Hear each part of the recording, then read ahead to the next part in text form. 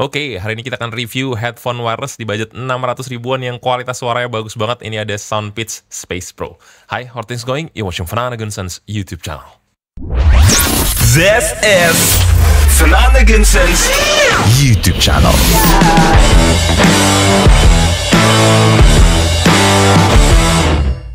Disclaimer dulu ya, ini headphone-nya dikirimkan sama distributor resminya Soundpeats, Audio-Technica, dan lain-lain ya. Itu ada Axindo. Gue tidak diberikan brief. Ini gue inisiatif review sendiri juga. Tidak dibayar, tidak disponsori. Gue cuma dikirimin produknya aja. Seharusnya gue review buat di Reels ataupun juga di TikTok. Tapi gue membahas di YouTube dan gue compare dengan produk yang lain. Tanpa brief, tanpa revisi, tanpa preview ke brand maupun juga ke Axindo sebagai distributor resmi di Indonesia. Oke, seperti ini penampilan headphone-nya ya. Ada metal insert-nya. Sturdy, bagus. Ya kayak Soundcore Q20i, tapi ini lebih bagus dari Q20i menurut gue. Nanti kita bahas. Terus ininya agak semi-semi kayak tekstur kulit gitu. Ini ada mikrofon, tombol lubang jack 3,5, tombol volume. Terus ini juga tombol on off buat pairing, dan di sebelah kiri ada tombol ANC. Fittingnya juga agak lebar ya, lumayan lebar. Dan di sini busanya juga cukup nyaman. Dari sisi earpads-nya sebenarnya cukup lega, cuma agak slightly lebih lega si Edifier W800 BT Pro, tapi busanya lebih empuk ini, foamnya ya. Dengan clampingnya si W800 BT Pro ini lebih ngejepit, lebih kuat banget ke dahi kiri kanan lo itu. Terus juga Edifier W800 BT Pro itu punya plastik-plastik di sini yang bikin agak sakit di kepala kalau gue pribadi. Di sini sih juga ada, tapi di gue nggak berasa karena clampingnya nggak terlalu ngejepit. Gue belum berani coba buat narik earpads-nya karena belum ada konfirmasi maupun informasi dari tim Soundpeats ya, apakah ini bisa diganti. Nanti kita lihat saja. Dan baterainya nih, badak banget, 151 jam. Kalau tanpa ANC. Kalau dengan ANC, gue confirm sih katanya sekitar 60 jam. Tetap banyak sih, tetap sekelas apa tuh namanya, Sennheiser Momentum 4 ya, itu dengan ANC baterainya 60 jam, jadi ya cukup lama. Gue bahas dulu dari sisi ANC-nya ya. ANC-nya ini lumayan kedap dan tidak hissing, artinya tidak banyak suara gitu ketika lagi sepi banget gitu, udah nggak terlalu berasa. Lumayan kedap, dan tanpa ANC pun sebenarnya headphone wireless yang pakai earpads kulit kayak begini tuh biasanya memang lebih kedap dibandingkan dengan TWS yang bentuknya oval dan lain sebagainya. Gue ngerasanya sih jauh lebih kedap lah sebelum dinyalain ANC-nya ya. Tapi pas dinyalain ANC-nya tambah lebih kedap lagi, utamanya di bagian mid to low. High tentu saja masih agak lolos kalau belum di levelan Bose maupun Sony. Tapi ini untuk under sejuta alias 600 ribuan juga, ini udah bagus banget. Dan ketika di mode pass-through, sialnya itu masih kurang rapih menurut gue bocoran suaranya ya. Banyak sibilance, dan yang bocornya tuh utamanya cuma kayak di treble-nya doang. Kayak mid to low-nya jadi nggak banyak yang terlalu bocor. Jadi ANC-nya bagus, transparansinya menurut gue masih bisa diimprove lagi. Dan ANC-nya gue lupa bilang bahwa ketika dia dinyalain itu akan merubah tonality-nya. Jadi slightly lebih scooped low mid-nya dan lebih boosted bass-nya. Kalau misalnya di mode normal dia kayak ya udah lebih aman aja, lebih ada mid-nya, bass-nya lebih nggak terlalu di boosting lagi gitu. Tapi ketika mode ANC nyala, sub bass-nya nambah, low mid-nya agak di-cut lagi sedikit. Langsung ke sisi suaranya aja, cukup lumayan ngebass ya, sub bass-nya lumayan banyak. Treble-nya sebenarnya silky, smooth, halus, tapi masih ada rasa agresifnya sedikit. Jadi nggak terlalu roll off yang bikin dia jadi terlalu warm. Tetap jernih, tapi agak agresif sedikit. Bukan berarti sibilance, cuma agak ngecering sedikit yang menurut gue masih bisa didengerin lah, nggak di batas yang sibilan dan terlalu bright. Dan itu juga pun masih bisa di EQ lagi lah, nanti kita bahas. Teknikalitasnya juga bagus banget ya. Lebar di bagian low mid to sub bass di belakang telinga gitu. Dengan vokal yang lumayan lega, nggak terlalu forward ke depan muka gue langsung, tapi cukup hadir dan cukup nyatu gitu dengan instrumennya, dan berasa juga gaung ruang reverbnya ketika di lagu-lagu yang memang ada plate, room, ataupun hall reverb yang cukup kedengeran jelas lah representasinya di drivernya si Soundpeats Space Pro ini. Cukup airy, cukup punya kejernihan yang bagus, clear, nggak nutup, cukup lega dan open. Timbre-nya juga natural, dynamic driver yang sangat bagus untuk harganya yang sangat murah. Compare to Soundcore Q20i sekalipun yang terlalu bass head dan nggak bisa dihilangin bassnya, ini lebih bagus compare to space-nya yang non-pro ya. Ini lebih netral di mode normalnya, di mode ANC agak slightly lebih ngebass. Jadi biasanya orang dengerin di mode ANC aja biar ada berasa bassnya gitu.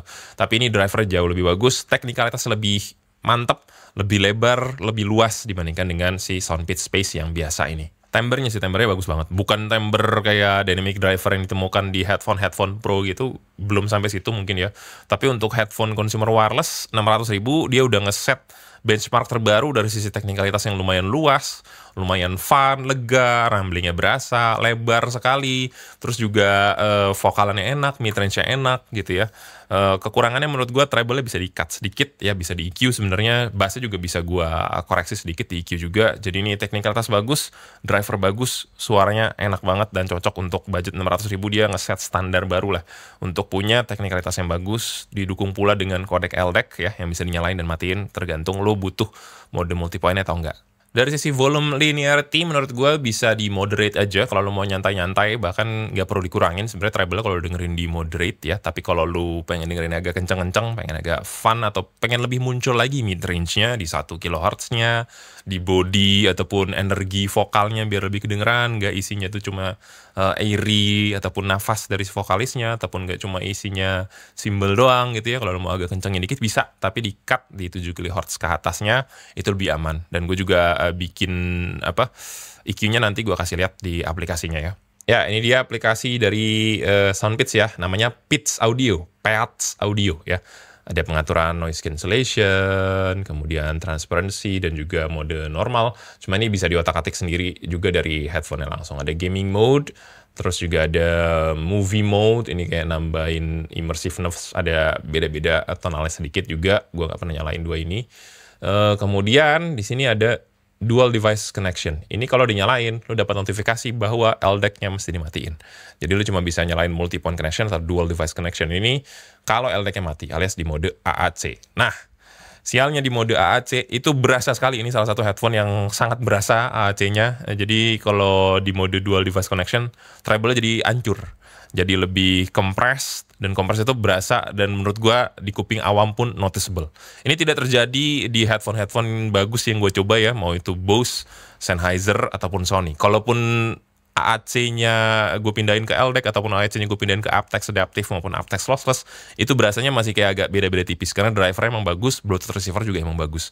Tapi di headphone Space Pro ini berasa banget perpindahan dari mode LDAC dan AAC-nya ya.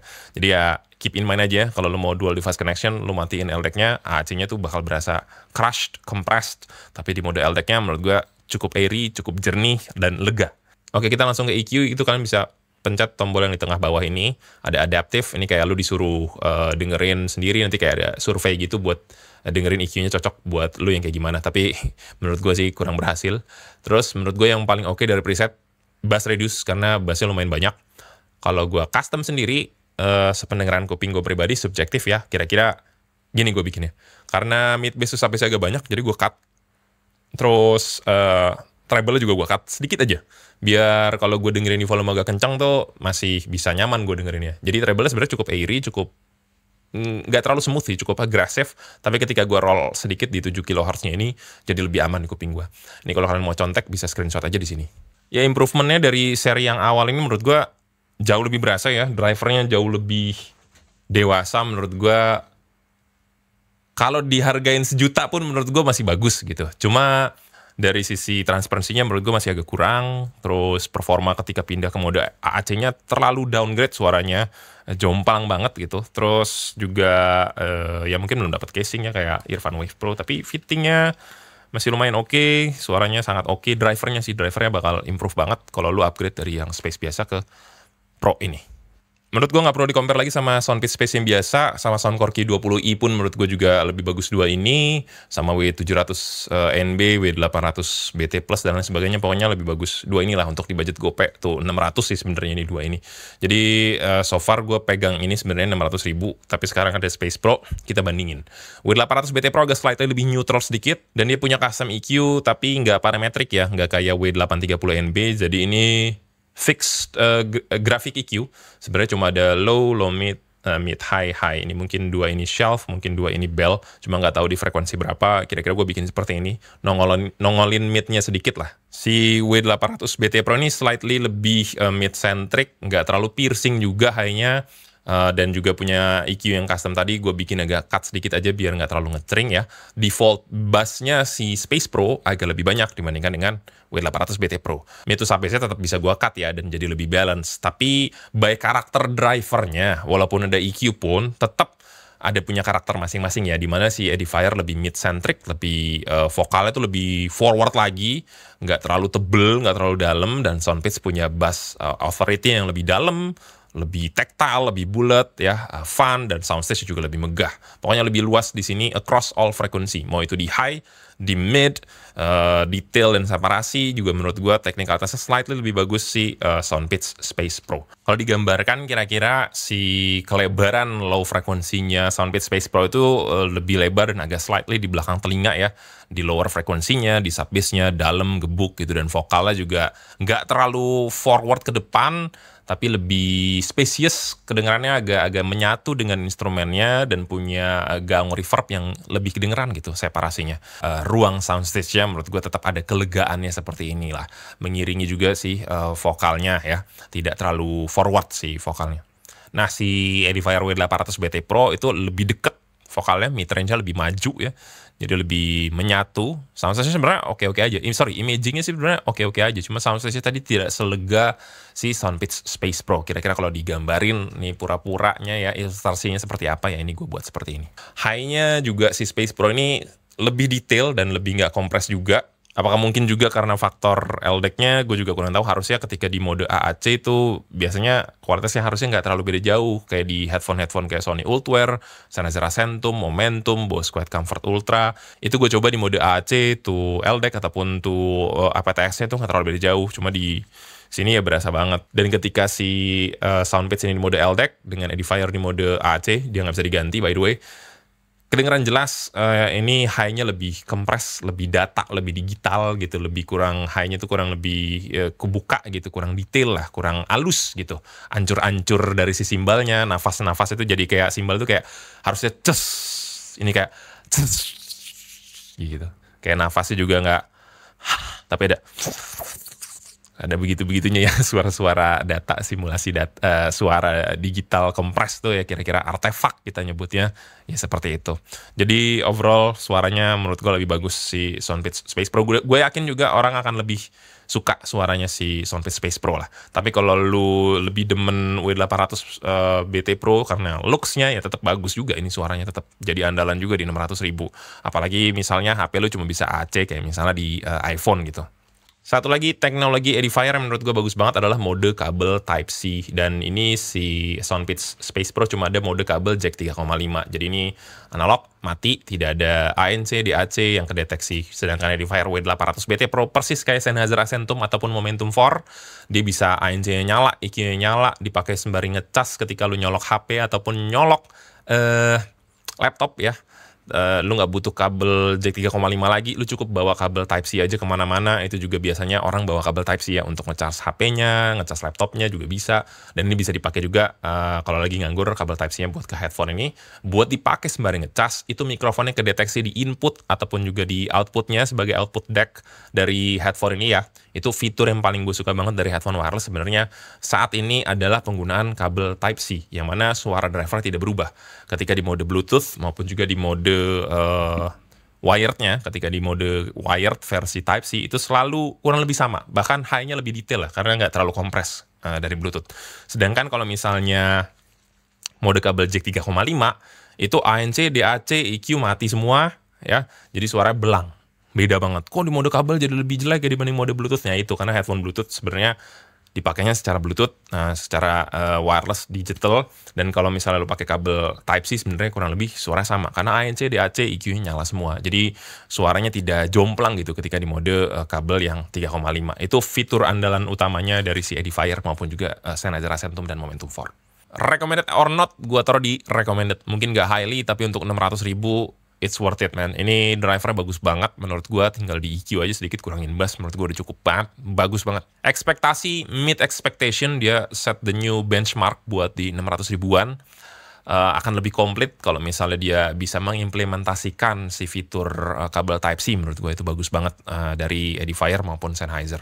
Sialnya belum ada, tapi menurut gue udah cukup bagus lah drivernya. Kalau lo mau bakal pakai full wireless aja, tinggal jack 3,5-nya dipakai buat spare as a backup. Ya, overall ini headphone yang sangat bagus, suaranya, drivernya, teknikalitasnya, custom EQ-nya ya, mantep banget, dan baterai juga badak banget juga ya. Kalau kalian mau check out, produknya ada di sebelah sini harusnya, dan juga ada link di deskripsi. Nah, kalau kalian mau cek tier list wireless headphone, terus juga TWS, IM, DAC, ear tips, kabel, itu kalian bisa cek di kitab audio gua, ada di deskripsi juga ya, buat ngecek tier list dari masing-masing produk audio yang udah pernah gua review. Jangan lupa subscribe, like, komen, dan share video ini ke teman yang membutuhkan informasi tentang Soundpeats Space Pro. I'll see you in the next video. Bye-bye.